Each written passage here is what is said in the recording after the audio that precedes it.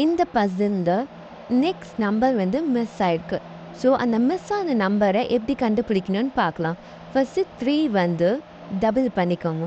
3 double பண்ணும்போது 6 6 minus 1 போடணும். -1 போட்டிங்கன்னா 5 கிடைக்கும்.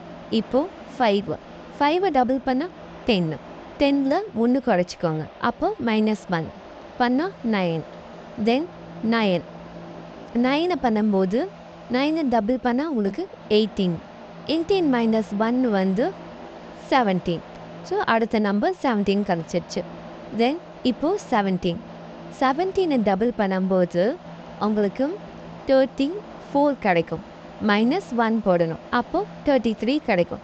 அப்போ நெக்ஸ்ட் நம்பர் வந்து என்னது 33. ஓகே, இதுக்கு அடுத்த நம்பருமே இந்த மாதிரி டபுள் பண்ணணும்.